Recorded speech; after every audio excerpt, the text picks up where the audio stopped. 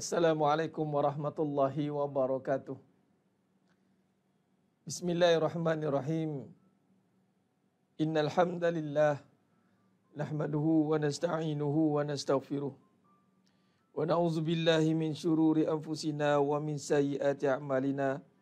May yahdihillahu fala mudhillalah wa may yudlil fala hadiyalah.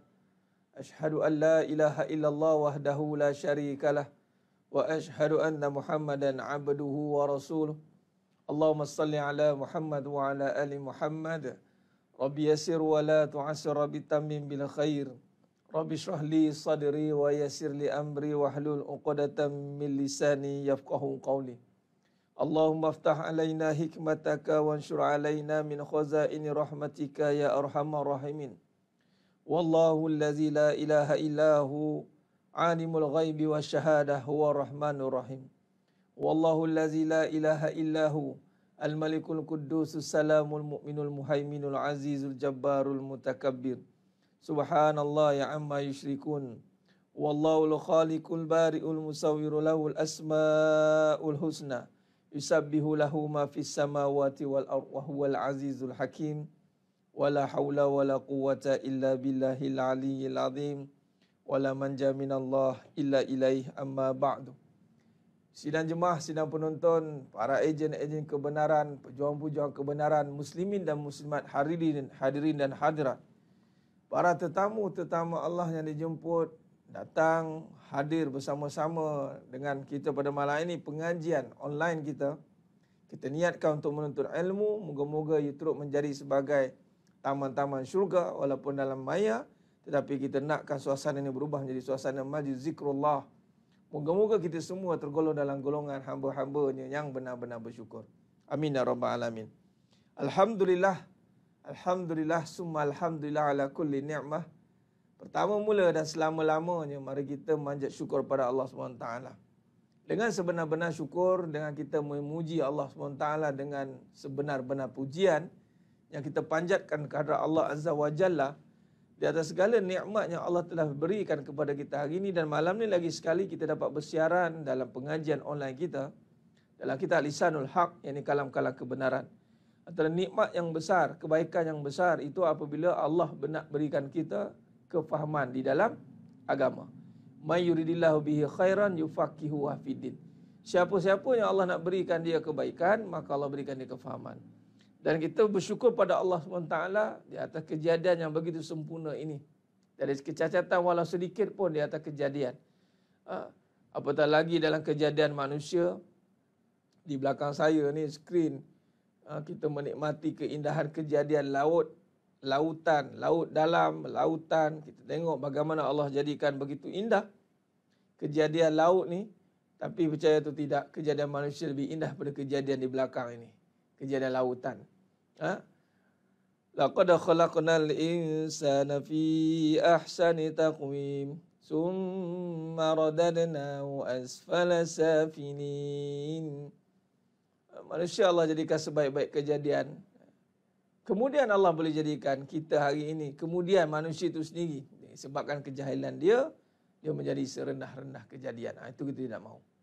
Sebab tu saya sering ulang dan ulang untuk kita benar-benar puji Allah di atas kesempurnaan Allah Ta'ala menjadikan seluruh alam, termasuklah alam kita ni, yang alam yang utama, alam yang besar, alam yang menjadikan kita hari ini sebagai khalifatul fir'aun, pemimpin. Maka sudah pastilah kitalah yang paling dekat nak puji-puji Allah Subhanahu Wa Ta'ala. Jadi sedang jemaah yang muliakan Allah Ta'ala, terima kasih kepada yang dah bersiaran. Alhamdulillah yang bersiaran dengan saya pada malam ni. Malam ni kita banyak program juga ni kan. Alhamdulillah. Banyak live yang sedang berlangsung sekarang. Jadi Alhamdulillah kepada yang dah bersiaran dengan saya pada malam ni. Syukur Alhamdulillah. Allah pilih untuk bersama-sama untuk meneruskan kajian kehidupan kita dalam perbahasan Lisanul Haq.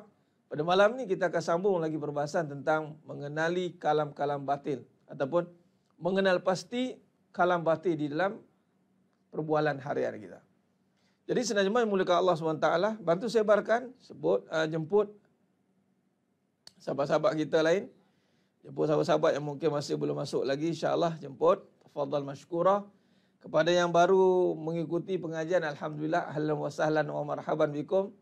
Selamat datang pengajian online kita, insya-Allah kita memperbahaskan ataupun kita menyingkapi, kita nak mendalami tentang perbahasan tentang kehidupan agar kehidupan ini tidak menjadi fitnah kepada kita.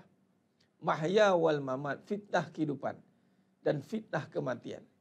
Kalau kita nak lepas dengan kematian, kita kena lepas dulu dengan kehidupan ini. Kalau kehidupan pun tidak lepas, kita bimbang kematian pun terganggu.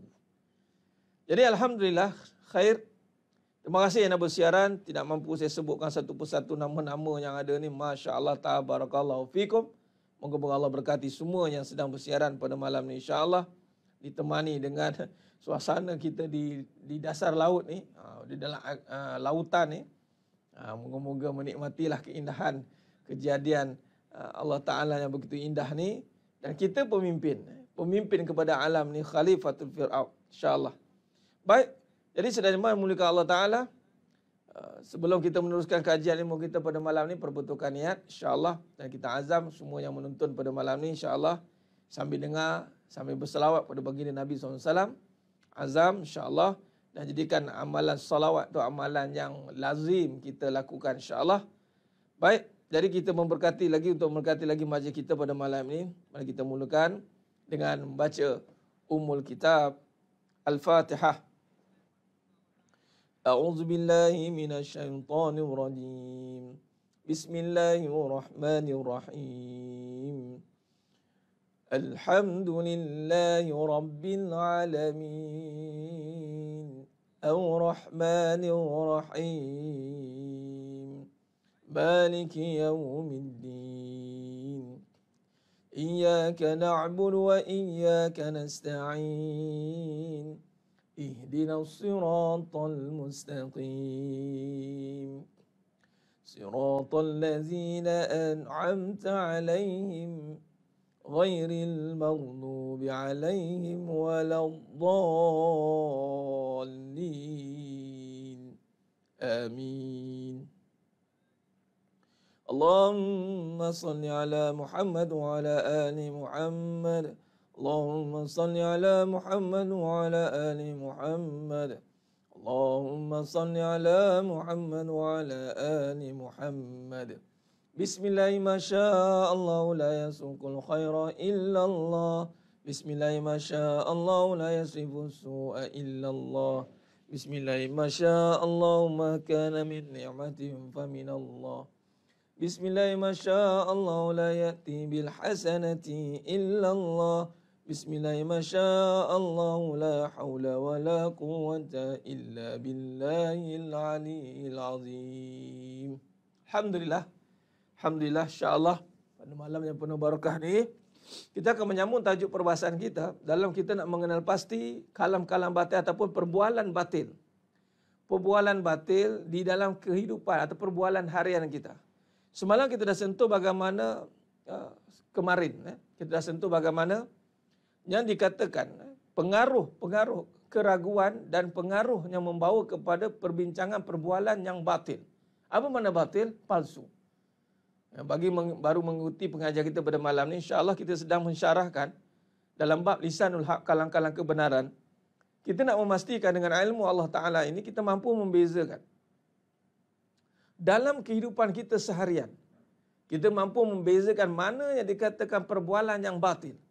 Sebab kita nak supaya kita tidak mahu perbincangan, perbualan, percakapan kita ini mengundang kepada keraguan, yang mana keraguan itu adalah bersumberkan kebatilan dan menyebabkan kesan daripada keraguan dan kebatilan itu akan membuatkan yang lebih besar adalah hilangnya keyakinan. Hilangnya keyakinan. Keyakinan tentang apa? Tentang Allah Azza wa Jalla. Bahayanya kalam-kalam kebatilan ini kalau kita tidak bentras. Bahayanya kalam-kalam kebatilan ini kalau kita tidak kenal pasti bagaimanakah coraknya, bagaimanakah bentuknya kata-kata itu yang bermain dalam kehidupan kita. tanpa kita sedar, kita sedang menabur racun di dalam, ibarat dalam makanan kita sendiri. Kita menabur racun di dalam makanan kita sendiri. Sebab kata-kata itu ibarat makanan. Makanan yang sering kita gunakan harian kita. Malah kata Nabi SAW yang mana menekankan bahawa berkatalah baik atau diam. Sebab kata-kata ini memberi kesan dalam hidup kita. Sangat memberi kesan. Sebagai contoh kata-kata yang bersandarkan kebenaran. Ini Al-Quran. Al-Quran itu kalamullah. Kata-kata ini kalam yang benar. Kalam daripada Allah. Apabila kalamullah ini benar-benar menusuk ke dalam jiwa atau kalbu seseorang itu, maka berubah hidup dia. Sebagai contoh, bagaimana Sayyidina Umar Khattab radhiyallahu an terbuka hatinya apabila mendengar kalamullah, surah Toha. Bacaan surah Toha yang menusuk masuk ke dalam hati, menyebabkan dia berubah, masuk pada agama Allah. Nah, jadi hari ini, sidang jemaah yang muliakan Allah SWT, memang kesan kata-kata tidak boleh dinafikan lagi. Tapi ada orang juga mengatakan kita kena jaga kata-kata yang positif. Soal, bagaimanakah hanya dikatakan positif itu? Adakah positif dari sudut pandang hanya emosi, nafsu semata-mata? Positif ni nak dengar apa yang kita suka semata-mata? Ini yang kita tidak mahu. Kita tidak mahu kata-kata kita kata-kata yang bercampur aduk. Baik. Jadi pada malam ni, sidang jemaah yang muliakan Allah Ta'ala, apabila kita merenungkan kembali bagaimana kita meletakkan kembali perbahasan. Perbahasan untuk meletakkan kalam ini pada kaedah yang benar. Allahumma salli ala Muhammad wa ala ali Muhammad. Ya Arhamar Rahimin. Ya Fattah, Ya Alim, Ya Razak, Ya Wahab, Ya Allah. Khair. Baik. Kalau kita perhatikan, dalam struktur perbahasan kehidupan ini, yang mana dengan kata-kata ini, sebab tu kalau kita lihat dalam satu hadis Nabi SAW, al-fitnatu asyaddu minal qatl. Fitnah ni datang pada apa? Kata-kata, fitnah. Fitnah itu, fitnah yang didorong dengan kata-kata itu asyaddu minal qatl. Lebih berat, lebih bahaya daripada membunuh. Fitnah. Yang mana diletakkan pakai kata-kata yang membawa fitnah. Fitnah itu berubah hanya baik menjadi buruk, buruk menjadi baik. Dunia fitnah akhir zaman hari ini, dunia sendiri sudah fitnah. Apatah lagi dengan kata-kata yang terfitnah, maka subhanallah, kita boleh bayangkan betapa beratnya ujian di akhir zaman ini. Dan kata-kata ini akan dipertanggungjawabkan di hadapan Allah SWT. Sebab tu kita kena perhatikan apa yang kita kata ini. Kita mesti mengkontrol ataupun menjaga kata-kata ini agar kita tidak tergolong dalam kata-kata yang batil. Kata-kata positif tapi niat terpesong. Ya. Inna a'malu bin niat wa inna malikulli imri manawa. Setiap perbuatan itu, inna a'mal, setiap perbuatan itu adalah dengan niat. Wa inna ma likulli imri manawa. Dan setiap niat itu kita akan dapat apa yang kita niat. Jadi kalau kita bercakap, itu amal, qaul, perbuatan yang mana dimulakan dengan lisan. Baik, kalau kata-kata itu tidak didasari dengan niat yang benar, hanya berkata sekadar untuk penyedap rasa mulut saja, bermakna dia akan memberikan kesan yang buruk pada diri juga. Contoh, dia mengeluarkan kata-kata yang baik, kata-kata yang baik, tetapi dari hati yang buruk. Sebagai contoh, Alhamdulillah. Dia nak puji Allah, sebutan cantik dah. Tapi dalam hati, supaya orang nampak dia ini baik. Ataupun minta dipuji tanpa sedar. Maka bersalahan itu, hati dengan lisan bersalahan. Hati dan lisan bersalahan. Menyebabkan akan berlaku je kepincangan di dalam kehidupan kita. Allahumma salli ala Muhammad wa ala ali Muhammad. Baik. Jadi sidang jemaah yang muliakan Allah SWT, mari kita tengok. Ya. Saya nak susun supaya nota kita ni, bagaimana kita susun ni, cuba tengok. Allahumma salli ala Muhammad wa ala ali Muhammad. Khair.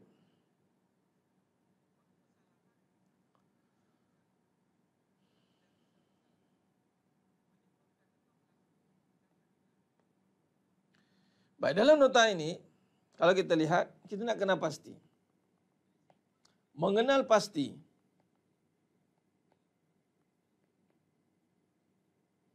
perbualan batin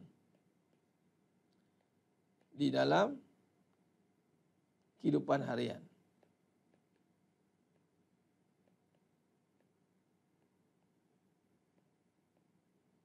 Baik.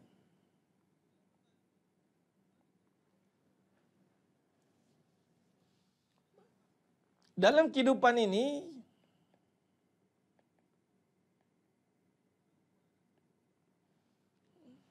yang akan memberikan kesan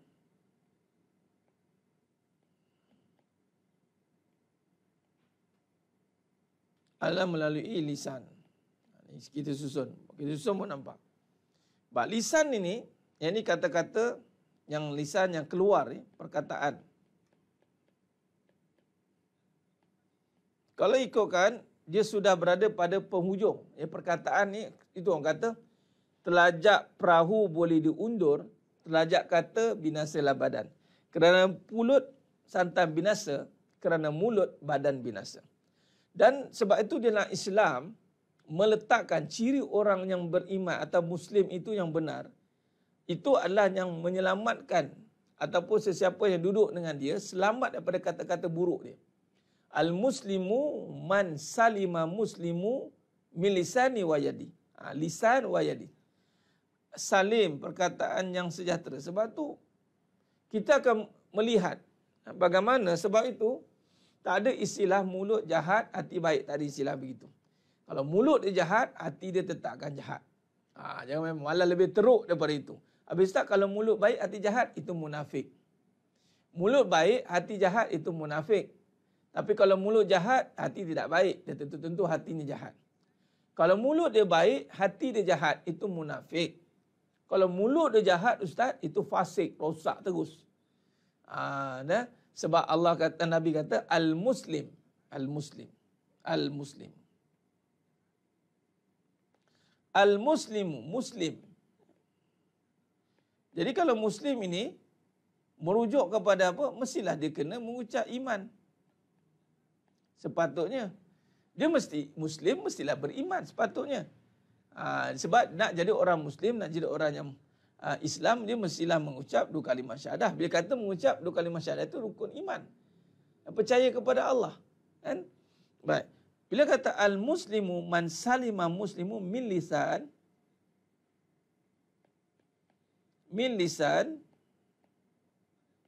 wa yadih, dan tangan. Jadi lisan ini memberi peranan penting. Peranan yang cukup penting. Baik, lisan. Nabi kata lagi, man kana yu'minu billahi wal yaumil akhir falyakul khairan aw liyasmut.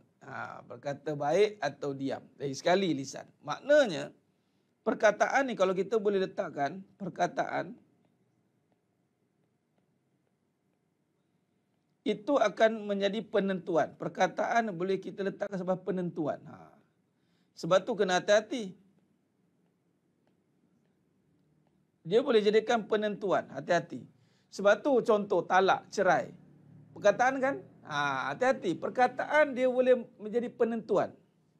Jadi perkataan itu kesan dia akan menjadi penentuan. Dia akan jadi menentukan.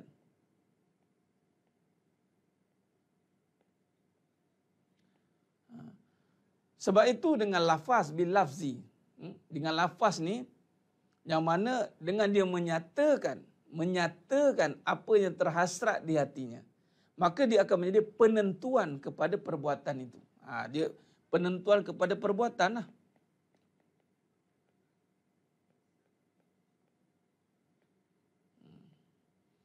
Dia akan jadi penentuan kepada perbuatan. Contoh perkataan yang datang daripada perkataan yang baik. Bila perkataan baik, maka baik masuk dalam jadi perkataan yang baik. Maka dia akan jadi penentuan yang baik. Dan dia akan menghasilkan perbuatan yang baik. Nampak? Susu jalur dia begitu. Jadi maknanya kalau perkataan itu hasilnya buruk, perbuatannya ini bermula dengan perkataannya buruk, maka penentuannya akan jadi buruk. Dan perbuatannya juga akan buruk. Jadi bersangkutan tu, dia tidak boleh lari daripadanya. Bersangkutan. Perkataan buruk, penentuannya akan buruk dan perbuatannya juga akan buruk. Hati-hati. Khair. Kalau perkataan itu menjadi baik, penentuan itu akan baik dan perbuatan itu akan menghasilkan yang baik. Okey, baik. Jadi sekarang ni, bila kata perbuatan, perkataan Ustaz, perkataan dia baik tetapi hatinya buruk. Itu orang munafik. Perkataan dia baik, tapi hati, dia mari ke hati pula. Maka dia akan jadi, ini golongan munafik. Kalau perkataan dia buruk, hati pun pasti buruk. Sepatutnya hati, kata Nabi SAW, mesti akan buruk juga. Ala inna fi jasadi mudghah fa iza salahat salahat jasada kulluh fa iza fasadat jasada kulluh ala wahya qalbi. Makanya perkataan bila dah buruk, surenya sudah pasti hati pun buruk. Maka dia akan jadi fasik, rosak. Itu dia kesan. Baik, di manakah yang dikatakan perbualan batil? Maka inilah perbualan yang batil. Ini perbualan yang batil. Ini perbualan yang batil. Ini batil. Maknanya walaupun dia berkata dari sudut perkataannya baik, tapi ada makna, ada puji, ada makna dia panggil. Cakap ada makna, ada intention. Nah, dia buat sesuatu, dia bercakap sesuatu tu ada intention lain, niat lain. Maka itu adalah satu contoh perbualan yang buruk, yang batil nanti. Dia tidak akan jadi perbualan yang baik. Dia tidak akan jadi hasilan yang baik. Dia akan jadi hasilan yang buruk. Perkataan buruk, hati buruk pun sama batil lah.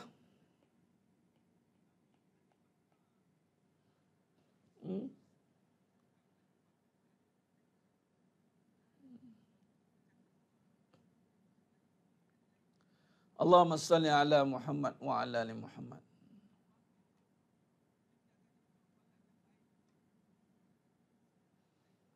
Perkataan yang buruk bermakna hati pun buruk. Ya benar puannya hati. Itu kaedahnya Nabi ajar. Perkataan bila dah buruk, hati dia pasti buruk. Pastilah. Kita bukan nak menghukum hati, tetapi berbalik kepada tadi. Perkataan akan menjadi penentuan. Jadi sebab itu berhati-hati di dalam berkata-kata. Sekiranya dia berkata buruk, hati dia buruk. Sekiranya berkata baik, tetapi hatinya buruk. Itu munafik. Ingat tu. Khair. Jadi sekarang ni kita nak perkataan baik, hati pun baik. Okey. Jadi maknanya sebelum kita pergi pada perkataan baik, hati baik, kita kena kenal pasti dulu yang dipanggil perbualan yang batil. Baik. Sekarang ni sedang jemaah yang muliakan Allah SWT. Bila kata perbualan, perkataan,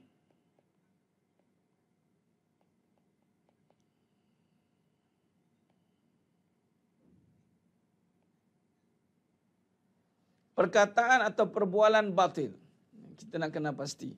Baik. Asas kepada batil ni, yang ini dikatakan palsu. Kita dah sentuh dah semalam, jadi kemarin, tentang bagaimana bila kata dia bermain dengan yang palsu. Kita bermain dengan yang palsu, cuba tengok. Maknanya, duduk pada objek dan keadaan. Baik, batil ini, kita ulanglah sekali. Perbincangan dia adalah perbincangan yang duduk kepada keadaan dan kebendaan. Ini asas dia. Bila bercakap hanya mengikut keadaan, bila bercakap melihat keadaan kebendaan, maka kata-katanya itu akan mengundang pada kata-kata yang batil. Hati-hati. Baik, perkara ini kita kena bagi contoh. Sekarang ni nak bagi contoh keadaan. Allah uji keadaan susah. Bila sebut keadaan susah, maka apakah sepatutnya keluar daripada perkataan kita? tentang kesusahan itu. Jadi perkataan ini akan mengambil alih atau lisan kita. Apa yang kita nak kata tentang keadaan ini? Kalau sekiranya kita sudah terikat dengan keadaan susah ini, yakni nafsu dah menguasai perasaan, nafsu dah menguasai akal, maka kata-katanya itu akan bersandarkan keadaan susah ini. Jadi contohnya, nafsu atau emosi sudah menguasai akal.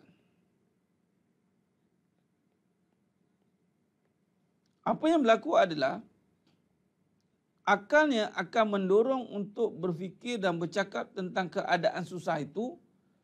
Dengan dikuasai oleh emosi yang ada, maka keluarlah perkataan-perkataan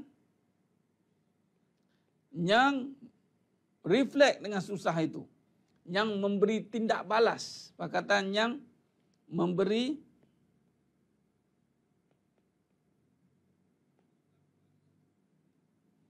buruk dengan susah.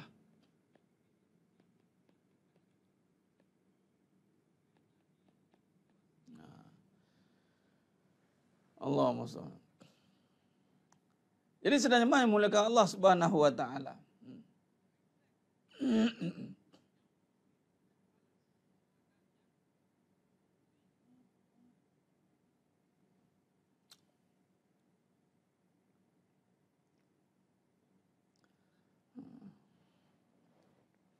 Jadi kebanyakan hari ini kalau kita bercakap kebanyakan ini hari, kita tengok, kita terus pada implementation ya. Kita akan bercakap ikut keadaan dan kita akan mengkritik kesusahan, kita akan komen kesusahan dan kita akan mencari kesalahan. Itu ada. Itulah perbincangan batin. Kita akan bertindak balas dengan kesusahan, bertindak balas, bertindak buruk. Kita bertindak buruk pada susah. Walaupun mulut kata sabar, tetapi kita akan cuba menyalahkan. Kita akan mencari kesalahan kenapa susah.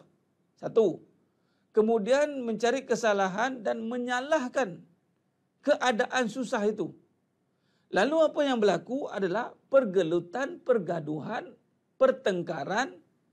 Lagi apa? Perkataan-perkataan yang akan membawa kepada tekanan dengan keadaan susah. Lalu kata-katanya dipengaruhi oleh kesusahan itu. Okay. Ini yang jadi masalah. Jadi ini perbualan batil. Payahlah, susahlah. Payahlah. Contoh ya. Contoh susah ni. Susah. Katalah susah. Kita letakkan pada harta. Harta ni susah. Harta memang susah. Dia bukan senang. Harta susah. Sebab apa harta tu susah? Sebab harta ni fitnah. Benda fitnah memang akan susah. Dia akan menyusahkan kita. Benda fitnah ni, sifat fitnah, dia akan menyusahkan kita. Jadi harta ni fitnah tak? Ya, fitnah. Sebab itu orang yang cuba untuk duduk dengan harta, isteri ke, suami ke, walaupun dia ini sibuk nak cari harta, tapi kalau kita lihat, kesusahan tentang harta itu akan dilaluinya. Jadi harta ni fitnah, dia akan susah. Bila susah, apa yang berlaku? Dia akan berkata-kata tentang kesusahan ini. Dia akan bercakap tentang keadaan harta dia lah. Dah payah lah, dah tak ada lah. Dia akan cari kesalahan dan menyalahkan. Nampak? Dan dia akan bertindak balas dengan buruk itu. Dia akan bertindak balas dengan susah itu, dengan keadaan buruk.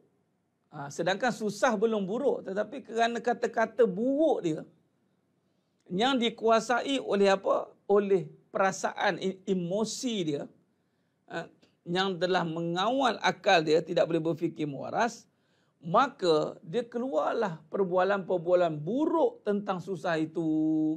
Harta ni, kalau kau tak ada harta, nampak? Dia akan nampakkan keburukan bila tiada harta. Nampak? Sebab dia bertindak balas buruk, bertindak buruk. Dia panggil bertindak balas secara buruk dengan kesusahan itu, lalu dia akan bercerita tentang keburukan keadaan tentang harta itu. Itu cara dia. Jadi mulalah dia buatkan satu ayat-ayat yang menimbulkan kerisauan. Ayat-ayat yang menimbulkan kebimbangan. Pernah satu ketika saya pergi satu tempat di bank. Satu bank itu, dia punya pegawai agama, dia ustaz dia lah. Dia juga merupakan kaunseling. Ada beberapa orang yang berjumpa dengan dia, dia bagi tahu mendapat tekanan, depres. Sebab apa? Keluar satu ayat yang menimbulkan kerisauan dan kebimbangan tentang perangkaan. Bahawa katanya, untuk membesarkan seorang anak, katanya, sehingga ke tahap universiti, memerlukan RM, dia kata dekat 150,000. Nampak? Dia mewujudkan sebab dia menganggap bila harta tu buruk, tiada harta tu buruk. Jadi maknanya sekarang adalah dia cuba meletakkan bahawa keadaan itu yang mana bila harta dia tak ada, dia tindak balas dia buruk. Dia tindak balas dia buruk. Dia, kalau kita lihat asas dia kat sini. Ni asas dia. Dia respon dia respon susah sini. Maka kesalahan, menyalahkan, lalu keburukan bila tiada harta, apalagi ayat-ayat yang menimbulkan kerisauan dan kebimbangan, bercerita tentang perangkaan bahawa seorang nak membesarkan seorang anak memerlukan 150,000, maka ini semua kalam-kalam batil. Kalam-kalam batil yang datang daripada salah laku dia dalam mentafsir keadaan itu. Dia bercakap ikut keadaan kan? Nampak? Dia reflect dengan kesusahan dia tu. Sepatutnya kita tidak perlu komen kesusahan, kita perlu hanya berhadapan dengan kesusahan. Kita kena berhadapan dengan kesusahan, bukan kita kena cari kesalahan kenapa kesusahan. Kita hanya perlu berhadapan dengan kesusahan. Atau dipanggil, kita kena menerima kesusahan.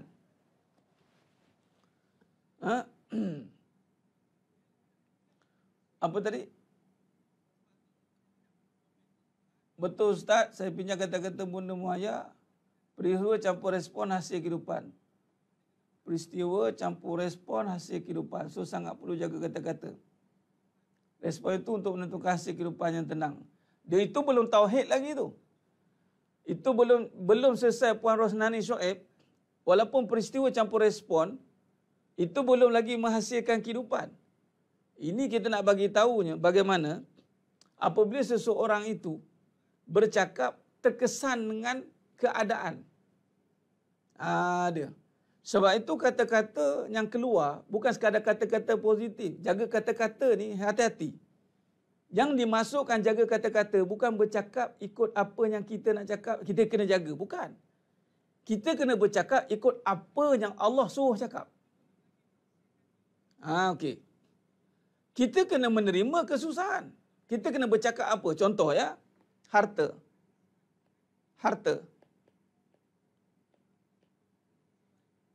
Baik. Ini saya nak bagi tahu. Bab harta,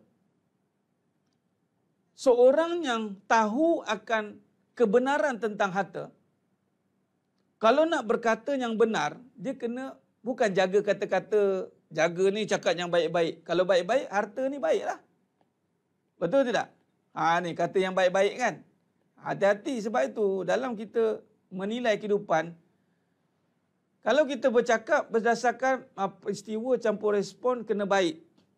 Cakap yang baik-baik tentang peristiwa tu. Okey, katalah harta. Nak cakap yang baik tentang harta ke? Ni hati-hati. Jangan salah faham, jangan ingat kita berkata buruk tu sehingga kita menafikan kebenaran. Contoh ya, harta ni pada peringkat kebenaran buruk. Harta ni buruk. Hakikat mengatakan harta itu buruk. Okey, kalau belajar bab positif, adakah kita nak tak boleh kata harta itu buruk? Saya nak bagi tahu. Ini kadang-kadang manusia ni dia tersilap. Dia terlampau, panggil nak positifkan semua benda. Kita bukan nak positifkan semua benda. Sebab tu apa yang dimasukkan dengan positif? Kena faham. Harta yang tadi, harta tu susah. Kalau dia bercakap ikut harta, dia main takut-takutkan harta. Habis tu kita cakap yang baik-baik tentang harta. Ni nampak. Kalau kita berkata baik tentang harta, batil juga. Oh, macam tu ya Ustaz. Ui, macam mana ni? Nampak tak? Kita ingat kita nak puji walaupun peristiwa kita susah, kita kena respon positif dengan kesusahan. Ya, walaupun tak ada harta, tak apa, one day, okay, you akan dapat harta. You kena fokus, you kena positif. Harta ni, ya, you boleh harta. Jangan hiraukan orang lain. Positif, ya, kita kena positif, kita kena bayangkan. Harta ni dapat membantu kita. Okey, abaikan orang lain. Macam tu positif. Positif belum tentu Allah ridha. Kena faham, positif belum tentu Allah ridha. Kita, bottom line kita adalah kita nak berkata benar. Benar lawan batil.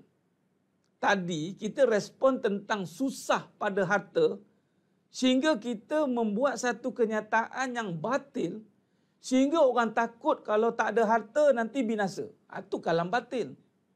Tukar pula. Jangan kata macam tu, negatif. Tukar kata positif. Harta ni bagus. Harta ni akan memudahkan kita untuk masa depan. Harta ni kita kena susun baik-baik. Harta ni baik. Batil juga. Nampak? Dua-dua batil.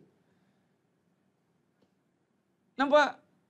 Sebab tu orang perempuan mendapat azam, semangat untuk kumpul harta. Kenapa nak kumpul harta? Sebab dapat suntikan positif bahawa harta tu bagus. Hati-hati. Bak kata tadi saya dengar Ustaz Nahar cerita. Suami bekerja, isteri bekerja. Cucu bekerja, atuk bekerja, nenek bekerja. Tapi duit tak ada. Tengok dalam tabung tak ada duit masjid. Kurang juga duit. Masing-masing semua cari harta. Lain sekali tak ada harta. Lepas tu berkira. Suami cari harta, isteri cari harta. Anak cari harta, bapak cari harta, semua cari harta. Lain sekali berkira. Kita semua orang kena ada harta sendiri. Kalau ikut kan macam senang kan? Bayangkan isteri ada harta, suami ada harta, anak ada harta. Agak-agaknya lah. Kalau fikir positif, senang tak? Senanglah. Semua orang ada harta Ustaz. Senanglah masalah. Tak adalah masalah. Soal saya, kalau semua orang macam tu, orang yang dipanggilkan semua kena ada harta, maka datanglah berkira-kira. Berkira-kira, sebab engkau ni ada duit, kau bagilah. Ya aku, engkau ada duit, kau bagilah. Kau ada duit, kau bagilah. Nampak? Kalau semua main harta, ini positif ni pasal ni. Sebab tu, dalam perbincangan mengenai pasti batil ni, hati-hati. Saya tak pasti cerita yang benar. Tak kisahlah. Siapa pun, saya tak kira. Kalau benda tu salah, kalau benda tu menungkah kebenaran, saya tidak akan pertahankan. Berkata benar, itu adalah meletakkan kembali apa yang Allah nak. Ini sumber kebenaran itu Al-Quran. Dan hadis. Sunnah. Berkata benar ini mesti selari dengan kehendak Al-Quran dan As-Sunnah. Walaupun buruk di mata manusia. Ni, harta ni. Siapa dah kaji kan? Kita dah kaji sebelum ni tentang dunia dan seisinya. Saya bagi definisi harta. Bagi yang baru dengar ataupun dah dengar. Harta ni penipu. Harta ni penipu. Orang yang kuat menipu ni, orang tak ada duit kau ada duit. Begitu. Minta maaf cakap. Tu, yang Makau. Makau tu, skim cepat kaya tu, ada harta tak ada harta menipu tu. Nak bagi tahu. Cuba tengok. Kadang-kadang ada dipanggil social punya eksperimen. Kan? Dekat orang putih lalu buat. Orang yang tak ada duit, yang lebih senang nak jujur. Untuk sedekah, untuk tolong orang. Orang yang tak ada duit. Orang yang ada duit, silap hari bulan, dia berfikir nak tipu orang je. Minta maaf cakap. Ini hakikat. Makin banyak duit, kalau dia sekadar duit, dia kerja nak nipu. Orang tak ada duit, tak kerti nak nipu. Bila dia start kerti nipu? Bila start dia nak pegang duit? Nipu aja lagi. Kenapa ya Ustaz? Sebab harta tu penipu. Allah kata, ya Allah kata. Surah Al-Hadid ayat 20. Wa mal hayatad dunya illa mata'ul ghurur. Penipu. Nak cakap macam mana? Hadis tasdiqu bil qalbi. Benar Puan Sarjana Tarut. Jadi harta tu penipu. Kalau penipu duduk dekat manusia, manusia pula tak faham, memang kena 2 kali tipu. Ini surah Al-Hadid. Orang dengar pun, negatif. Apa pula negatif? Ini kebenaran. Nak berjaya tuan-tuan yang mendengar malam ni. Nak berjaya satu je, jangan kena tipu. Itu je. Nak berjaya, jangan kena tipu, jangan menipu. Habis cerita. Biar genuine. Jangan nak nipu orang. Ini nipu produk harga berapa, jual melantun-lantun harga. Nipu dah tu. Cuba jujur sikit. Nabi dah kata dah dalam bab tijarah ni. Jangan main-main. Biar kita berjaya dengan genuine. Original. Tu dia. Nak berjaya, jangan menipu, jangan ditipu. Habis. Itu je. Pegang ni, insyaAllah berjaya. Berjaya. Jangan kena tipu, jangan menipu. Tu dia. Kata Imam Hasan Basri apa kata bila Allah beri, dia akan bertambah kufur. Apa tu? Pertama, bertambah harta. Kedua, bertambah ilmu. Terus? Betul. Bertambah taat, bertambah kedudukan. Okey. Ini apabila dia tak faham.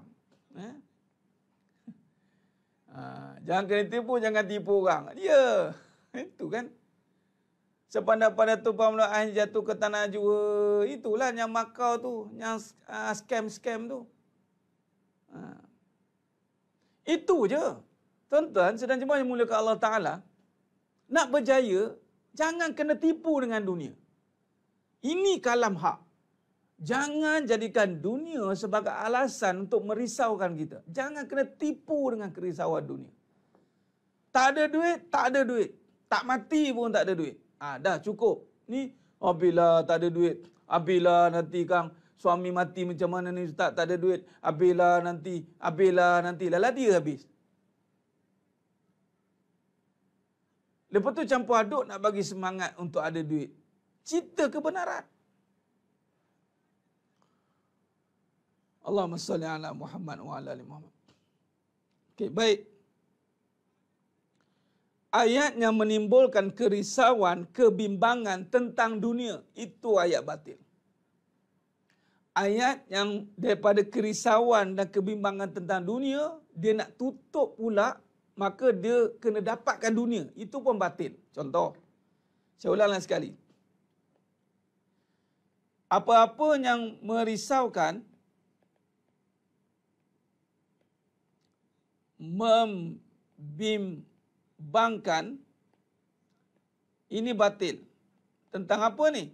Merisaukan, membimbangkan tentang keadaan, kebendaan. Ini tarif dia. Apapun yang merisaukan dan membimbangkan tentang keadaan dan atau dua-dua, kadang-kadang dua-dua sekali, kadang-kadang salah satu. Atau boleh jadi keadaan, kebendaan, dan boleh jadi dua-dua sekali. Ini batil. Sebagai contoh, saya bagi contoh biar faham, insya-Allah. Allahumma salli ala Muhammad wa ala ali Muhammad. Padan muka. Siapa percaya ayat mula Tuan Fazilah? Tahu tak apa? Siapa suruh percaya? Kena tipu. Padan muka. Betul lah tu. Ustaz, saya kena tipu, Ustaz. Salam dulu. Tahniah, anda dah kenal dunia itu apa. Siapa suruh percaya? Ustaz, suami saya tak boleh dipercayai. Siapa suruh percaya suami? Ya, kita tak boleh percaya sangat suami kena tinggal 20%. Saya cakap jangan percaya langsung. Macam. Kalau suami pun jangan percaya, suami-suami jangan percaya isteri. Tak boleh, tak boleh. 100% jangan percaya. Sekarang dia susah-susah dia tinggalkan kita. Bukan betul. Sama juga lelaki. Oh, ini ajaran apa ni? Ajarannya adalah jangan percaya dunia. Tu je. Siapa suruh? Agama lah suruh. Islam lah suruh. Habis tu nak percaya siapa? Percayalah yang benar. Apa dia? Janji Allah. Apa janji Allah? Berbuat baik dengan suami. Dapat pahala. Buatlah baik dengan suami. Kalau betul percaya Allah, buat baik dengan suami. Ini, ya, karang buat baik karang. Nanti karang kalau duit ada, tukar nama kat suami, karang suami kahwin lain, tak boleh. Nampak tak percaya sudahlah. Nampak? Berbuat baik itu jaminan. Jadi, jangan percaya dengan manusia, tapi berbuat baik dengan manusia. Bila berbuat baik dengan manusia, anda akan dipercayai. Isteri buat baik dengan suami, suami buat baik dengan isteri. Jangan buat-buat baik. Jangan buat-buat baik. Betul-betul baik. Ni buat-buat baik, bukannya baik. Kadang-kadang perasaan baik. Itu masalah. Dah lah buat-buat baik, perasaan baik. Lepas tu klaim baik pula tu.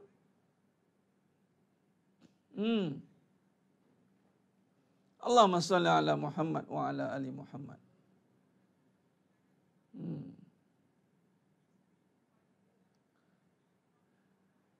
Pening. Iyalah.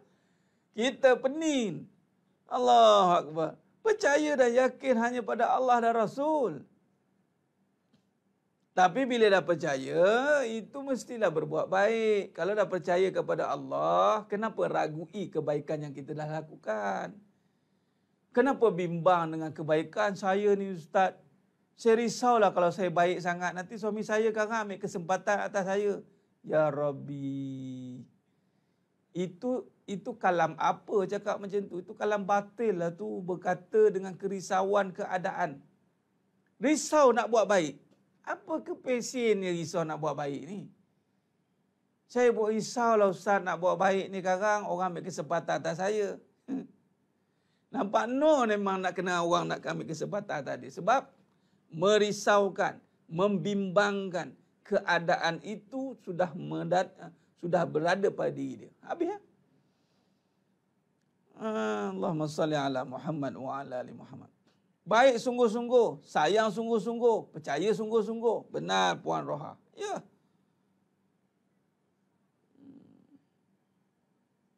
Saya jaga saya.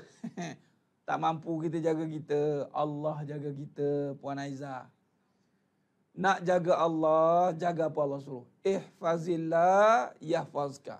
Nak jaga Allah, jaga apa Allah suruh. Nah. Allahumma salli ala Muhammad wa ala ali Muhammad. Nah. Baik, ni balik bagi kita. Merisaukan, membimbangkan tentang keadaan dan kebendaan apa ni? Dunia lah. Batil itu dunia ya. Kalau keadaan akhirat, merisaukan akhirat itu bukan batil, itu benar. Kalau kita merisaukan keadaan akhirat, membimbangkan keadaan akhirat, itu benar. Malah itu yang dianjurkan oleh agama. Nabi suruh risaukan keadaan masa depan kita di sana. Khair. Allahumma salli ala Muhammad wa ala ali Muhammad.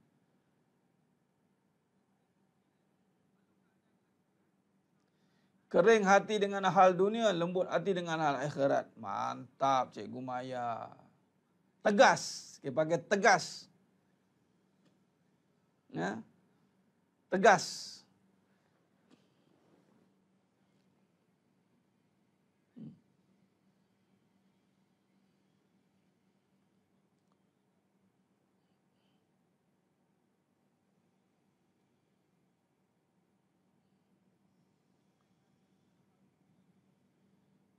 Allahumma salli ala Muhammad wa ala ali Muhammad. Apa tadi itu? Apa yang pening tadi? Ada bawah tadi?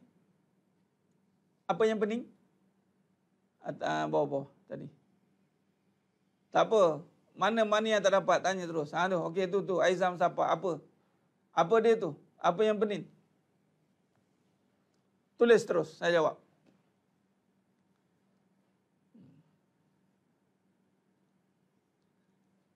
Saya pun tu yang mana? Siapa lagi? Itulah. Kan kita dah tertukar kan. Yang batil jadi hak, hak jadi batil. Apa yang pening? Tanya. Komen kat bawah. Okey. Allahumma salli ala Muhammad. Tulis apa yang pening itu dan kita jawab. Allahumma salli ala Muhammad wa ala.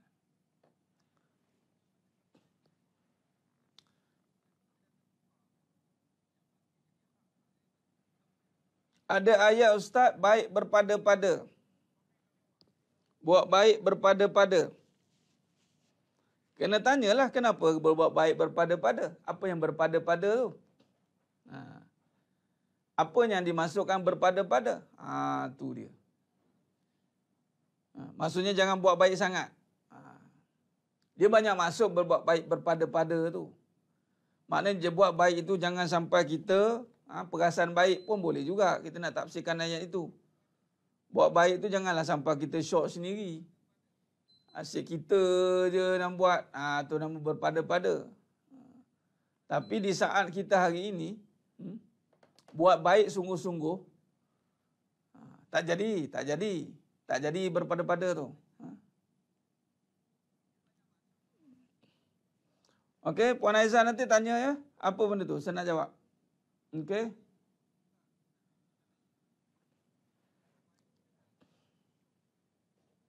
Dia panggil kinayah. Puan Nur Fazlalilah, kinayah. Contoh. Menyindir pada perkara yang dibenarkan. Bukan menyindir sehingga menjatuhkan, menghina, mewujudkan perbalahan, pergaduhan, itu tidak dibenarkan. Tapi menyindir akan memberi satu contoh kebaikan, memberi tamsilan. Kinayah. Contoh, orang yang tak apa, tak solat pun. Tak solat ni kan okey. Kan tak solat pun Allah bagi makan juga. Nak apa dapat. Okey. Tu.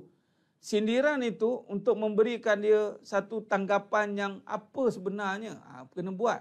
Bukan sindiran kepada perkara benda dunia. Kalau sindiran kepada dunia, itu batil. Okay.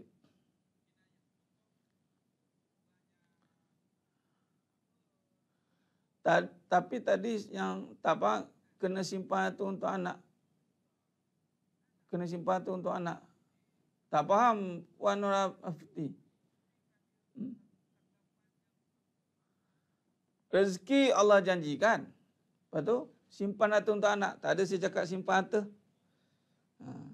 Saya bagi contoh, orang kata yang tadi, bila tak ada harta kena simpan. Kan? Risau dengan keadaan. Nanti kalau tak ada harta, nanti susah. Macam mana?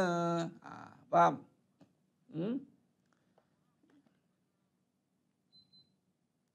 Allahumma salli ala Muhammad wa ala ali Muhammad.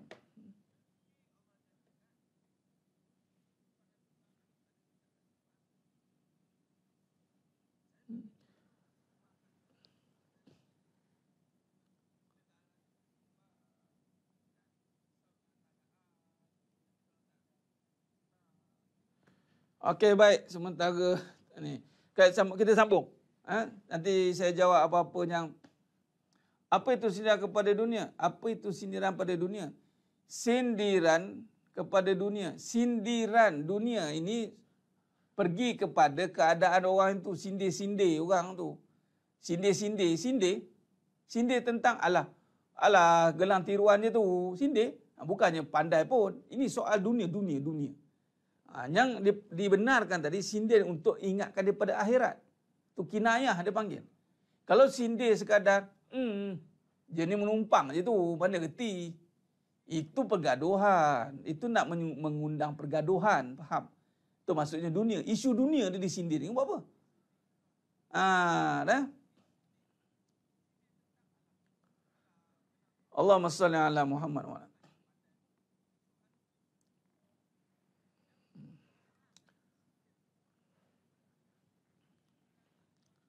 Allahumma salli ala Muhammad wa ala ali Muhammad. Baik, merisaukan, membimbangkan. Itu batil keadaan dunia. Contoh, saya jawablah ni, puan apa tadi? Perli. Ialah perli, sindir, itu ada perli.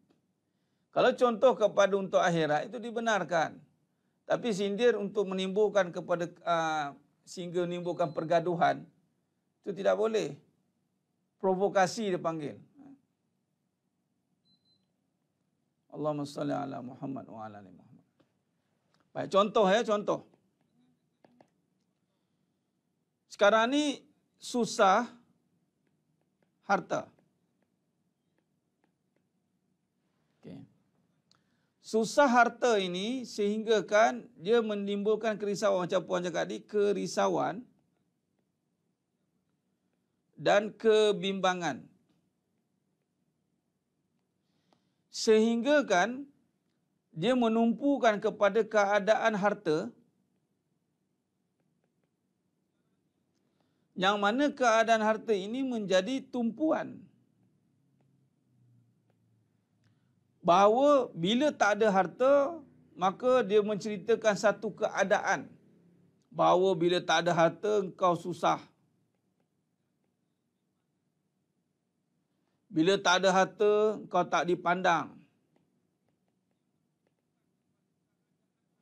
Nampak? Dia susun ayat dia. Bila kau tak ada harta, kau tak terjamin. Bila tak ada harta, kita akan merana. Baik, mula-mula dia cerita bab keadaan kan. Ni keadaan. Dia cerita keadaan kan. Lambat laun, dia akan cerita apa? Tentang keimanan. Bila engkau tak ada harta, hidup engkau tak terjamin. Dia dah main kat sini dah.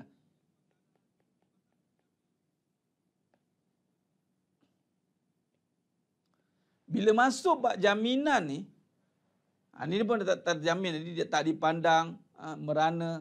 Bila masuk bab jaminan, apatah lagi tentang masa depan, maka dia dah bercerita tentang apa ni? Masa depan dan jamin ni, dia cerita tentang gaib.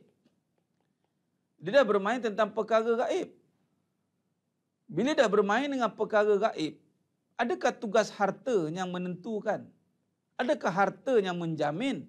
Adakah harta yang akan memastikan kita selamat masa hadapan? Itu soalannya.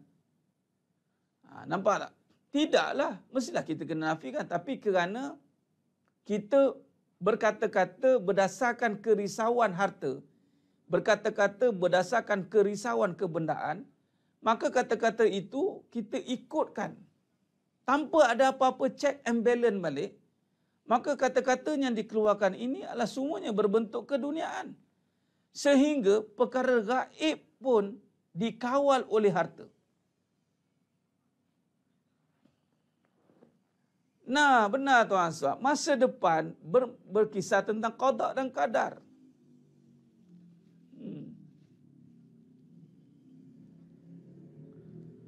Kesian kawan saya nak kahwin sebab dah ada pilihan pasangan. Tapi keluarga halang atas saja ke harta dulu. Sedangkan dia dan wanita pilihan dia sama-sama bekerja tetap sebab penjawab awam. Tak faham. Itulah dia. Akhirnya, dalam berkata-kata dia ini, apa yang kita nampak? Nampak harta lah. Ini yang batil. Apabila kata-kata itu, kerisauan kita itu disebabkan oleh harta. Kerisauan kita disebabkan oleh benda. Walaupun itu menjadi adat, tetapi orang beriman, dia tidak boleh biarkan kerisauan itu dikuasai oleh harta. Kalau nak ikut juga cara orang biasa, silakanlah. Tapi orang beriman bukan macam tu.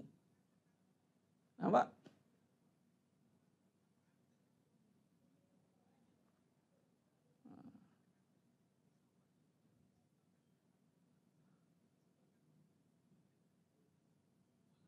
Puan, siapa tadi? Puan nama apa tadi?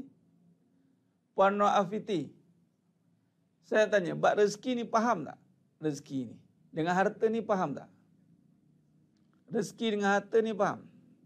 Apa beza rezeki, apa beza harta? Okay. Rezeki ini hak, benar. Harta itu batil. Rezeki itu hak, itu yang benar. Harta ni yang batil. Baik. Sekarang ni, apabila kita duk agiunya sini, kata rezeki dah dijamin, perlu ke ada harta? Sekarang ni, rezeki dengan soal rezeki lah. Rezeki dengan tugas rezeki. Yang jadi isunya, janganlah sampai harta yang menjamin rezeki. Tak ada harta, tak ada rezeki. Itu soalnya. Tak ada harta, tak ada rezeki. Biasa tidak sebut? Nah. Sekiranya nak ada harta, nak uruskan harta, silakan. Tapi jangan sampai mengambil alih rezeki. Sampaikan ada harta kerana nak jamin rezeki. Supaya rezeki masa depan terjamin dengan adanya harta. Itu batil. Kalau nak adakan harta untuk anak-anak, silakan. Tapi jangan sampai yakin dengan harta. Itu maksud dia. Tetapi biasanya kecundang, dia akan yakin dengan harta. Jadi bersahajalah kita dalam menguruskan harta. Janganlah beria-ria nak memastikan harta untuk anak di masa hadapan. Tiba-tiba anak tidak menyimpan harta untuk ibu dan ayah dia. Mak bapak sediakan harta untuk anak-anak kerana memikir masa depan anak-anak. Soal, anak-anak sanggup tak buat yang sama untuk mak bapak? Bila anak-anak dah besar, anak-anak sanggup tak simpan harta untuk mak bapak? Soal. Kalau kita didik anak-anak kita, kalau kita sendiri pun nak mendidik dengan harta untuk terjamin masa depan, kita bimbang, anak itu akan dibesarkan dengan jaminan harta. Itu maksud dia. Ni mak dah sediakan harta untuk engkau nak, kau tak payah susah. Nanti anak-anak dia ambil harta tu dia buat untuk apa? Untuk dia. Kita bersusah payah untuk anak-anak. Anak-anak susah payah tak untuk kita? Untuk mak bapak ni? Itu masalahnya. Sedangkan harta yang digunakan ke jalan Allah, yang sedekahun jariyah, itu yang berguna. Jadi berpada-padalah bagi harta untuk anak-anak. Janganlah fikir untuk masa depan tu. Sekadar untuk keperluan dia sudahlah. Nak belajar, buatlah saving sikit untuk belajar. Dahlah. Janganlah kita duk penin nanti anak aku nanti depan dia macam mana ni nak kena menabung ni. Lala sekali melopong. Kita melopong lah Allah. Oh ni tak bagi. Ni apa ni buat puan Islam? Pendekatan diam, tak faham ilmu hakikat. Ya puan, kita belajar bukan nak berhujah. Kita belajar untuk kita pakai dan untuk kita ubah kehidupan ini agar lebih dekat dengan Allah. Itu je. Bukan bonus kalau orang keliling itu mau. Itu bonus. Yang paling penting biar kita sendiri yang faham.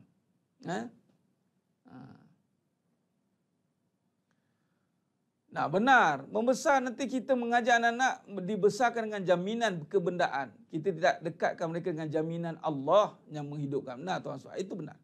Nah itu kata kunci dia. Berpada-pada dalam membina sehingga kita terlupa siapa yang mencipta.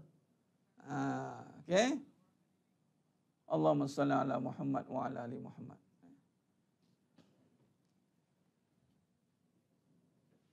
Fitri. Allahumma salli ala.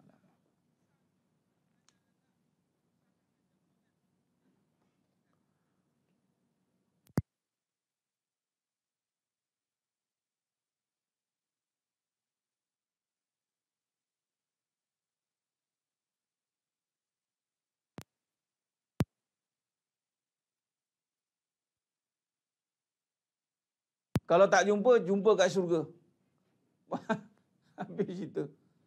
Jangan kahwin dengan lelaki yang pandai harta. Dan perempuan pun jangan jadi perempuan yang duk gila harta. Sama je, 2 kali 5. Allahumma salli ala.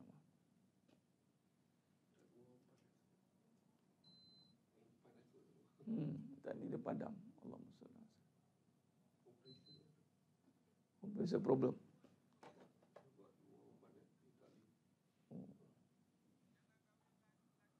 Allahumma salli ala Muhammad wa ala ali Muhammad.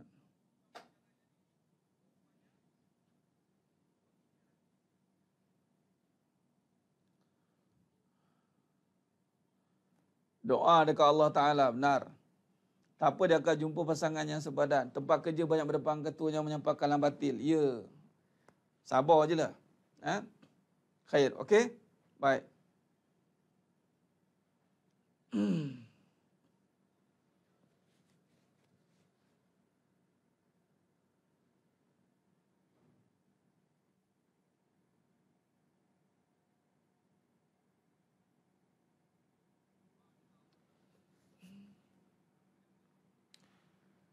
Sidang jemaah yang muliakan Allah SWT.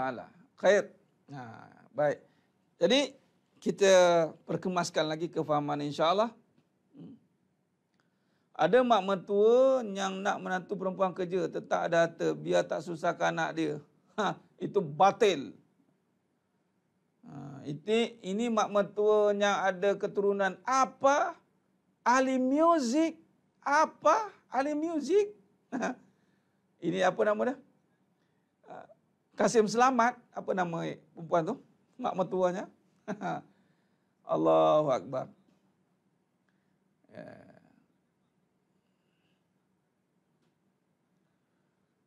Lagi-lagi kita pakai pudah ni. Tak payahlah Puan Nisa. Orang yang letakkan agama, orang yang ada maruah yang sangat tinggi, yang mahal nilai dia. Jangan rendahkan diri itu dengan pergi kepada orang yang tergigih-higih nakkan dunia. Tak payah. Jangan layan orang macam tu. Terus ke depan. Tak jumpa kat syurga. Saya ulang lagi sekali. Jangan risau dengan keadaan tidak berpasangan. Risaulah apabila nanti di dalam kubur tiada pasangan yang meneman. Apa dia? Amalan. Jangan risau tak ada pasangan. Jangan hiraukan kata orang tu. Oh, dah tak ada pasangan. Sial dia tak ada pasangan. Jangan bimbangkan hidup dengan tiada pasangan. Bimbangkanlah pasangan kita di dalam kubur itu siapa. Bimbangkan kita pasangan di dalam kubur itu siapa. Pasangan dunia paling kuat pun dekat kubur masuk dia tak masuk. Kata Nabi, mahfum hadis, balik amal isteri balik, anak balik, pangkat balik, amalan yang setia. Jadi berpasanganlah dengan amalan. Ya. Jadi tujuan ada pasangan pun untuk ada amalan, dipanggil pasangan mati. Jadi kalau fikir mati dah ada amalan dah. Ini kadang-kadang ada pasangan pun ajak bergaduh je. Buat apa ada pasangan kalau ada ajak bergaduh? Ramai kau gitu. Ada pasangan ajak bergaduh, ada pasangan ajak bersangka buruk, nak bersaing. Itu lagi masalah. Allahumma salli ala Muhammad wa ala ali Muhammad. Sibuk nak pasangan kat dunia. Kan? Sibuk rebut pasangan. Yang dah berpasangan, marah. Jangan kacau pasangan saya. Marah. Confident, itu pasangan saya. Tengok-tengok dekat syurga tak jumpa. Allahu Akbar. Beria-ria pertahankan suaminya di dunia. Tiba-tiba tak jadi suami dia di syurga sana. Hati-hati. Patutnya seorang isteri nak pertahankan suami dia di dunia. Jadilah isteri solehah. InsyaAllah. Itu dia. Allahumma salli. Kata siduk semati. Mati masuk seorang. Tak siduk semati Puan Fazilah. Mati seorang-seorang. Hidup pun seorang-seorang. Hidup hakikatnya seorang-seorang. Mana ada berkepit 24 jam tak? Seorang-seorang je hidup. Allahumma salli ala Muhammad wa ala ali Muhammad.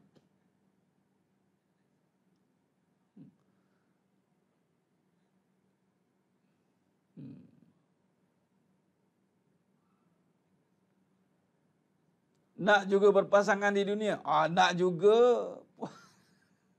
Pak Ruziah nak juga. InsyaAllah. Tapi jangan risau. Jangan risau, jangan bimbang. Apa tu ni? Allah dah tukang kau tangkap. Apa tu? Ustaz kan saya malu. Adik saya dah kat Allah. Kenapa? Tak laku. Biarlah tak laku dengan orang kat dunia. Asalkan laku di syurga sana. Jawab. Sekarang nak jawab apa sekarang?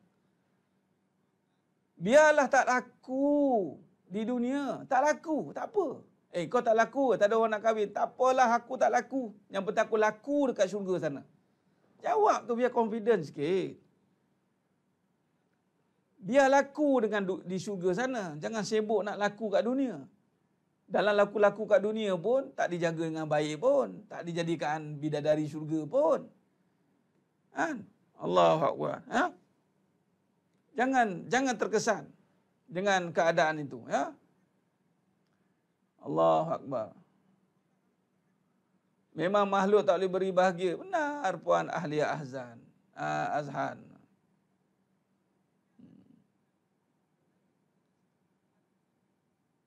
Allahumma salli ala Muhammad wa ala ali Muhammad. Tak apa, itu kalang-kalang batil. Kalang-kalang batil tu hati-hati. Puan apa nama? Anissa. Asalkan laku kat syurga sana.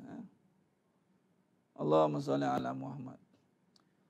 Apa pun tentang dunia ni, it's not big deal, kata orang Jawa. It's not big deal. Take it easy. Okay, take it easy. Take it easy just adalah permainan. Kalaibun, kata Allah. Ad-dunia kalaibun, permainan. No big deal. No big deal. Jangan besarkan isu dunia. Tak ada pasangan, it's okay. Kenapa? Sebab tidak dipasangkan lagi. Kompartmen tak siap. Kompartmen kat syurga lah. Nak cari kompartmen tu tak jumpa lagi kat dunia. Tak apa. Kompartmen kat syurga. Habis cerita. Ni, ada anak tak ada? Tak ada anak. Tak apa, tak ada anak. Memang hidup bukan nak kena ada anak. Hidup bukan tentu kena ada anak. Silap-silap, aku yang mati, anaknya hidup. Kan? Jadi, kita jangan letakkan kebimbangan, kerisauan dengan keadaan. Nanti keluar kalang-kalang batil nanti. Macam Anissa tadi. Habislah. Tak laku. Memang ni kena cek ni, kena mandi bunga ni. Mandi bunga, mandi rumput, mandi pokok. Semua mandi ni nanti. Ini kena seri katanya. Allah. Janganlah tertipu dengan dunia ni. Jangan tertipu. Jangan bimbang. Jangan bimbang dengan keadaan dunia ni. Allahumma salli ala Muhammad wa ala.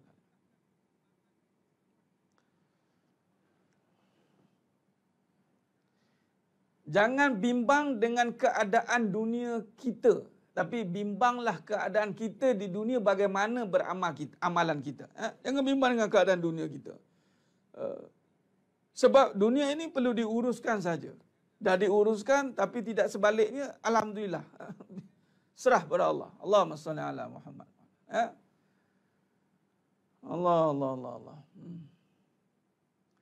Jangan letak kebimbangan tiada pasangan. It's okay. It's okay. Kompartmen tak siap. Ni nak kena mani bunga naikkan seri. Bunga mana dah? Bunga, jangan salah bunga sudah. Bunga teh ayam ni mandi. Allah.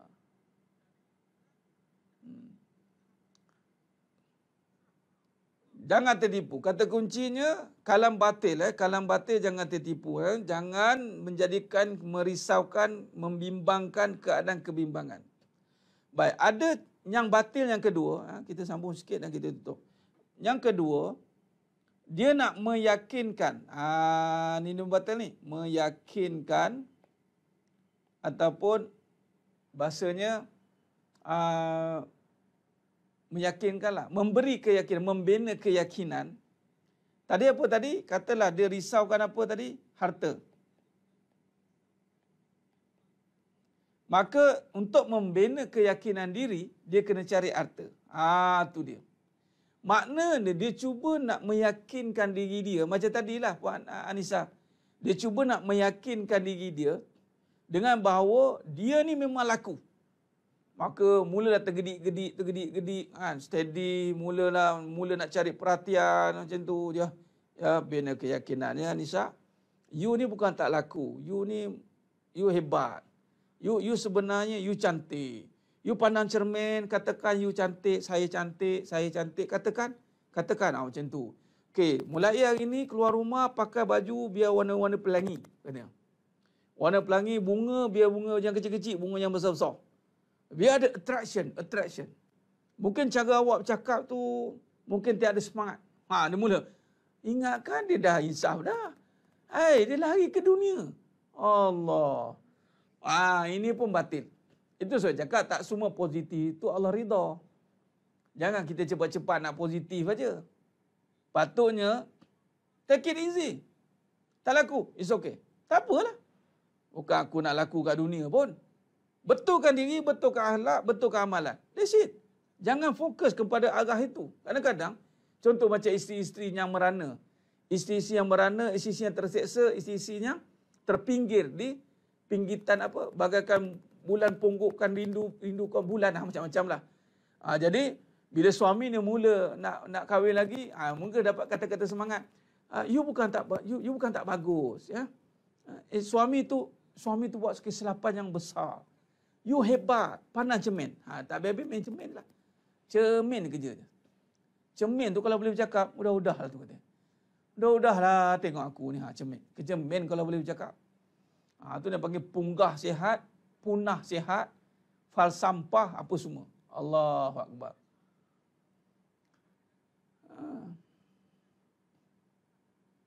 Jadi dia nak meyakinkan diri dia dengan benda. Sama. Dia pergi kepada kebendaan balik. Ini ramai yang wanita minta maaf cakap dia tertipu ni. Dia wanita, dia nak meyakinkan dirinya macam tadilah. Anak-anak pula lelaki pun jenis 2 ke 5 juga, jenis duk cari harta juga. Jadi dia nak meyakinkan diri dia dengan harta. Ada kedudukan, ada harta, maka ini pun batil. Jangan ingat perbincangan dunia yang mengasyikkan itu benar. Tetap batil. Kadang-kadang isteri suka memendam rasa memendam rasa betul-betul jaga hati suami. Siapa suruh jaga hati suami? Allah tak suruh jaga hati suami, Allah suruh buat jaga hati, Allah punya kerja. Allah suruh taat. Ini yang kadang-kadang kita salah faham. Kita sibuk nak jaga hati orang, sedangkan hati Allah jaga. Hati kita pun Allah jaga. Sibuk jaga hati suami bendanya. Dia pun tak kerti jaga hati dia. Dia pun tak kerti jaga hati kita, isteri. Sekarang ni jaga ketaatan, jaga tanggungjawab, jaga keikhlasan, jaga itu. Jangan lagi bawa cerita pendam rasa. Allah.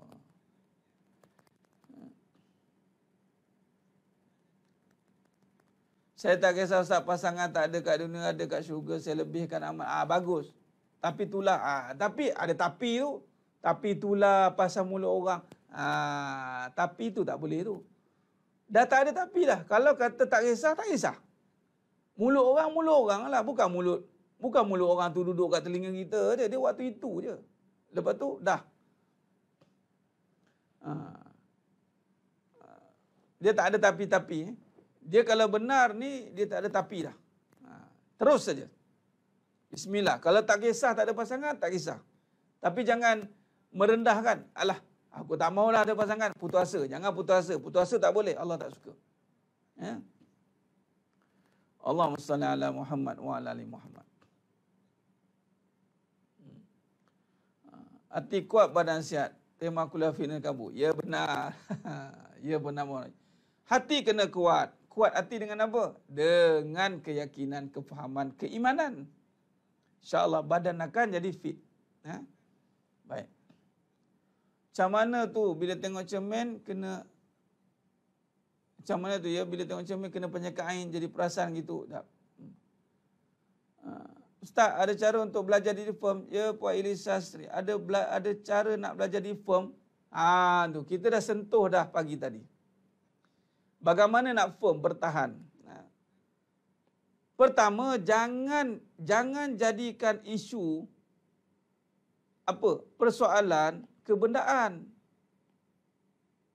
Jangan jadikan kebendaan ini sebagai isu kita. Jangan. Alihkan. Ada suami macam tak ada pun, tak apa, Allah ada. Kalau Allah ada, tak kisahlah tak ada suami. Tak sebut dah tu. Ada, tak ada suami macam tak ada dia. Tak payah sebut dah. Cakap Allah ada. Dah, that's it. Titik. Allah ada. Okey, titik. Dah cukup. Tak payah nak komen. Yelah, Allah ada. Sebenarnya dia nak suami ada sebenarnya. Itu dia. Allah ada. Titik. Notah. Full stop. Khalas. Okay, baik. Tadi jawab tadi macam nak firm. Nak jadi bertahan ni. Kukuh. Nak jadi kukuh, jangan jadikan isu kebendaan ni sebagai isu. Jangan jadikan isu. Di atas kita, contoh. Apa isu kita? Isu pasangan.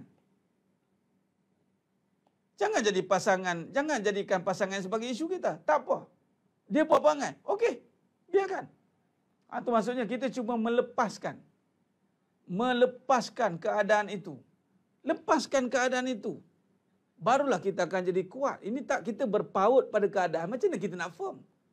Bagaimana kita nak firm? Kita masih berpaut dengan keadaan. Kita masih terikat dengan keadaan. Lepaskan keadaan itu. Sekarang ni, jangan serah diri pada keadaan. Jangan serah diri pada kesusahan. Serah diri pada Allah. Tingkatkan amalan. Tingkatkan kefahaman. Maka lambat laun kebendaan itu akan berlalu pergi. Isu suami tetap ada. Perangai suami tak berubah, Ustaz. Macam tu juga. Tunggui kayu. Tunggui kayu juga dia, Ustaz. Tapi, saya dah tak nampak kayu dah, Ustaz. Saya nampak macam berlian sedang menyinar-nyinar, Ustaz. Sebab apa? Pahala. Itu dia. Maknanya, dia dah tak jadikan suami tunggui kayu tu sebagai isu. Dia dah tak jadikan dah. Apatah lagi kesalahan. Mengaku salah. Okey. Allahumma salli ala Muhammad wa ala ali Muhammad. Melaka kena tanya Tuan Hamzi. Melaka. Itu hari buat masa sekarang, kita turun lagi lah ya. InsyaAllah. Baik Ustaz. Amboi, banyak zek tu. Panjang tu zek tu. Puan. Saya nak cakap satu perkara kat sini. Semua yang menonton malam ni. Kenapa setiap hak kita tidak dipenuhi? Kenapa Allah buat setiap hak yang kita lalui kat dalam kehidupan ni, tak semua hak kita dipenuhi? Kerana Allah nak bagi tahu bahawa tak semua yang ada pada dunia itu memenuhi hak kita. Hak kita sepatutnya syurga. Itu je. Tak semua hak kita dipenuhi di dunia. Sebab sepatutnya hak kita sebenarnya syurga, bukan dunia. Jadi sebab tu dunia ni ada yang tak dapat, ada yang tertinggal, ada yang tercicir. Sebab Allah kata, ini bukan kamu punya sebenarnya. Kamu punya syurga. Cuma kita ni tak berapa nak yakin dengan syurga sebab bimbang-bimbang kita duk rasa galit macam ahli neraka. Itu je kita bimbang. Sedangkan Nabi dah bagi tahu, semua umatku masuk syurga kecuali yang enggan. Tadi ada movement order tadi tu. Panjang soalan. Saya tanya pandangan Ustaz tentang fahaman New Age Movement yang banyak ke arah motivasi. Banyak menjuru kepada New Age Movement. Batil. Saya nak bagi tahu begini Puan Nur Afiti. Ya? Dalam kita nak membina kehidupan ini, selagi perkara itu masih bersandarkan kepada kebendaan, siapa pun yang membawanya tetap batil. Itu saja. Tak kisahlah apa title dia pun. Macam saya bagi tahu tadi ya, nak membina keyakinan, you nak apa?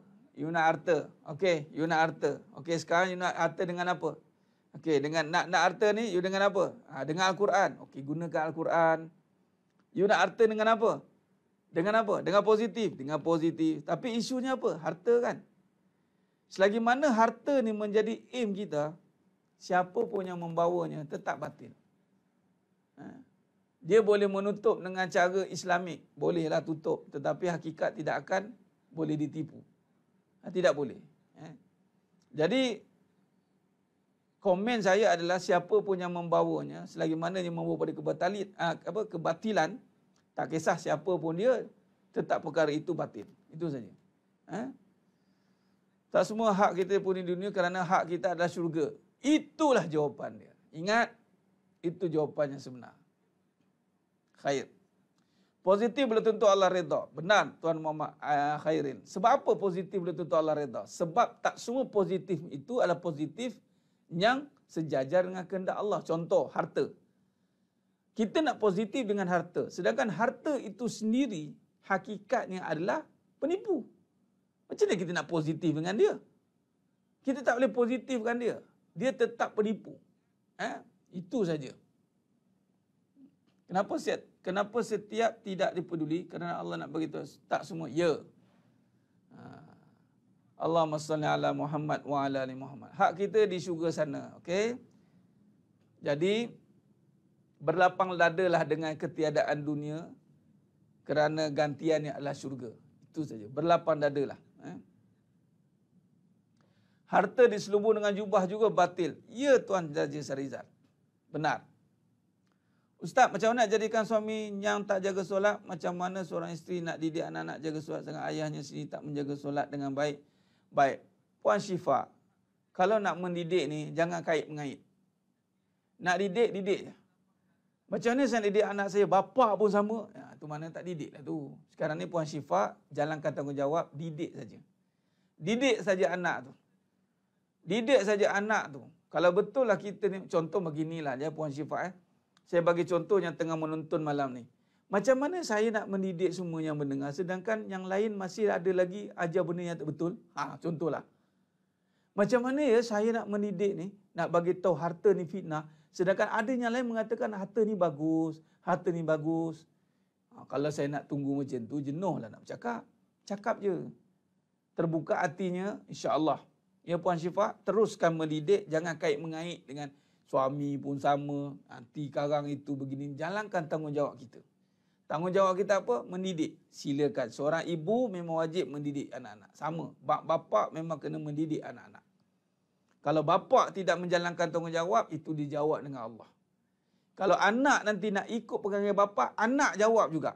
Sebab anak pun ada akal juga. Takkan dia tak boleh fikir. Anak-anak pun ada akal. Lagi-lagi dah balik, dah besar panjang. Takkan tak boleh fikir. Tak payahlah nak bubuh semua kat bapa. Ya, anak pun kena fikir juga. Kerana saya cakap macam tu juga. Takkanlah teruk sangat anak langsung tak boleh fikir. Ada fikiran, ada iman kan. Jangan kata bapa jahat nanti anak jahat. Belum tentu. Kadang-kadang anak lebih baik daripada mak ayah. Kadang Allah bagi hidayah nanti. Contoh macam Nabi Ibrahim AS. Nabi Ibrahim AS, Pak Nabi Ibrahim AS itu pengukir berhala. Macam mana cerita? Malah menyuruh Raja Namrud membakar Nabi Ibrahim AS. Bayangkan. Sanggup bakar anak sendiri. Jadi, jangan jadikan isu. Okey? Ustaz, baru ni suami marah ke saya. Setiap apa yang dia marah, saya jawab Alhamdulillah. Lepas tu Ustaz, dia pujuk saya, dia kata saya redo kawan. Siapa tu? Tengok. Sebab apa dapat begitu? Sebab Alhamdulillah itulah. Jawab, marah dia Alhamdulillah. Alhamdulillah. Jadi Allah pun suka lah. Bila Allah suka, Allah sukakanlah manusia untuk suka kita. Khair. Allahumma salli ala Muhammad wa ala ali Muhammad. Bagaimana Ustaz nak sampaikan kepada sedara ramai yang masih khilaf? Ya, itu tentu tadi ya. Allahumma salli ala Muhammad wa ala ali Muhammad. Khair. Okey. Baik, jadi kita dah sentuhkan bagaimana mengenal pasti tentang kalam batil. Cuma tinggal lagi kita lepas ni nak cerita tentang contoh-contoh ayat saja ya. Nanti saya akan bawakan contoh-contoh ayat dia insya-Allah. Contoh-contoh ayat lagi kita susun satu-satu biar insya-Allah kita bagi effort sikit untuk kajilah. Sebab benda ni kalau kita tidak kaji, kalau kita tidak menyingkapi satu persatu, kita tidak akan nampak. Jadi dengan masa yang ada Allah bagi ni, kita gunakan baik-baik untuk kita kaji satu persatu. Ustaz, sebab apa kena kaji satu persatu Ustaz? Sebab sekarang zaman fitnah. Itu je saya cakap. Sekarang zaman fitnah, jadi kita tidak boleh leka dengan kata-kata ini. Banyak kata-kata yang kita perlu tafsir semula, rungkai semula. Sebab tu pengajian ini sangat penting. Jangan sampai kita menganggap benda itu remeh. Sebab kesan kata-kata sangat besar dalam kehidupan kita. Ujian kehidupan, cerminan hakikat kehidupan. Tujuannya satu, ya, syurga. Betul. Nurisah Hashim. InsyaAllah. InsyaAllah. Khair. Allahumma salli ala Muhammad wa ala ali Muhammad. Baik, saya kira cukup setakat tu dulu. Cukup setakat dulu perbincangan kita pada malamnya penuh barakah ni. Alhamdulillah. Alhamdulillah, semua Alhamdulillah. Terima kasih banyak kepada semua yang bersiaran bersama dengan saya pada malam ni. Mohon ampun, mohon maaf di atas segala kekurangan, ketelajuran kata dalam penyampaian. Hanya Allah Ta'ala sajalah yang mampu menyempurnakan perbahasan kita pada malam ni, insya-Allah. Khair. Jadi kita akan bertemu lagi pada ini hari-hari Ahad, Sabtu. Kita jumpa hari Isnin, insya-Allah ya. Terima kasih banyak. Stiker, ya, saya akan maklumkan. Kita akan buat kempen nanti. Kita jaga masjid kita atau kita jaga surau kita. Allah jaga kita. Saya gunakan masjid tu lebih aulak lah. Surau pun okey, masjid pun sama. Jadi sama-sama kita kempen. Besok kepada siapa yang berkelapangan di area sini, di Shah Alam, Selangor, area Selangor kan, jemput datang untuk kuliah duha. Saya buat secara di Surau Al-Mahdi pukul 9.30 pagi. Siapa ada kelapangan jemput hadir. InsyaAllah 9.30 pagi sampai 10.30. InsyaAllah. Terima kasih banyak. Moga-moga adalah manfaat perbincangan kita pada malam ini untuk merungkai antara kalam-kalam batil dalam perbualan harian kita, yang mana dia sangat berkait rapat dengan keyakinan dan kita bimbang dia akan mengganggu keimanan kita. Kita kena ambil berat dengan perkara ini, jangan buat main, kerana ini sangat memberi kesan kepada jatuh bangun kehidupan kita, dan yang paling bahaya adalah melibatkan syurga dan neraka kita. Itu yang paling bahaya sekali ya. Jadi sebenarnya memuliakan Allah Ta'ala. Alhamdulillah. Terima kasih banyak. Moga-moga kita semua diberkati, dilindungi oleh Allah. Sekeluarga kita semuanya dirahmati oleh Allah Ta'ala. Dan moga-moga apa yang kita bincangkan pada malam ini, insyaAllah Allah angkat menjadi amal yang terbaik. Dan semua yang menonton pada malam ini, insyaAllah semuanya Allah pilih masukkan dengan izin yang dimasukkan dalam syurga yang tanpa hisab. Amin ya rabbal alamin. Khair. Terima kasih banyak. InsyaAllah kita jumpa lagi pada hari Isnin nanti, insyaAllah pada siri yang berikutnya. Dan jemput sekali kepada yang berkelapangan pada esok hari untuk bersama-sama di kuliah duha di Surau Al-Mahdi, Bukit Subang. Alhamdulillah. Khair. Aqulu qouli hadza wa astaghfirullahalazim li wa lakum wa bila taufiq wal hidayah. Wassalamualaikum warahmatullahi wabarakatuh. Kita tangguh dengan tasbih, farah dan suratul Asr. Subhanakallahumma wa bihamdik, asyhadu an la ilaha illa anta, astaghfiruka. Bismillahirrahmanirrahim. Wal 'asr innal insana lafi khusr illa alladziina amanu wa 'amilus shalihat wa tawassaw bil haqqi wa tawassaw bis sabr. Wallahu a'lam bis shawab. Takbir. Allahu akbar.